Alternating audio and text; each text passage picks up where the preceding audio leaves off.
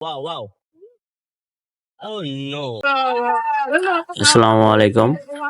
আজকে আমাদের Jhenaidah high risk নিয়ে শহরের গাছে উঠেছে। প্রাণকেন্দ্রে শিশু একাডেমির পাশেই এই গাছটা শুকনো গাছ অবশ্য, গাছটা থেকে কাটার চেষ্টা করা হচ্ছে। একজন গাছের উপরে আছে, খুব রশি রিস্ক দিয়ে নিয়ে বাঁধা কাজ আছে। করতে সে আসলে খুব রিস্ক নিয়ে কাটার চেষ্টা করছে। ওনার মাথায় ডাল তো হ্যাঁ রিস্ক কত পুরাটাই গাছ তো পুরাটাই শুকনো। গাছের পরে কাঁচা ডাল হলে রিস্ক কম হয় তাই না? হ্যাঁ কাঁচা হলে কোনো রিস্ক নেই, শুকনোতা না পুরাটাই শুকনো তো এই জন্য রিস্ক বেশি। ইয়ে পড়বে। গাছটা তো পুরাই আবার ও একবারে খেটেও ফেলতে পারছে না, মানে একবারে আসলে কেটে সে ফেললি তো কতটা ঘষছে রিস্ক না, নিয়ে তার উপর উঠছে তা আসলে বলার বাইরে ভাষা রাখে না। দড়ি বান্ধা আছে, দুটো দুটো তিনে দড়ি বান্ধার মাথায় বান্ধা রয়েছে না। এই দড়িটাও তো বান্ধা রয়েছে, এই জিনিস ধরে রেখেছে।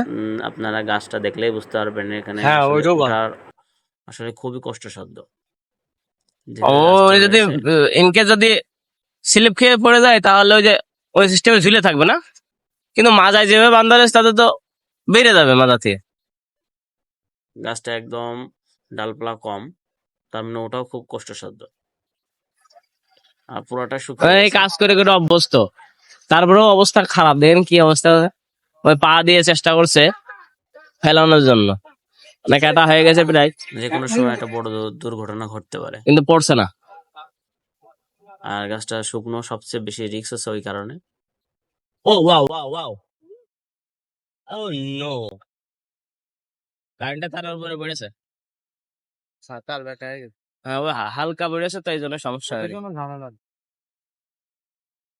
ও মাথা নড়ছে কিভাবে, ওইটার থেকেও তো ভেঙে পড়তে হইতা।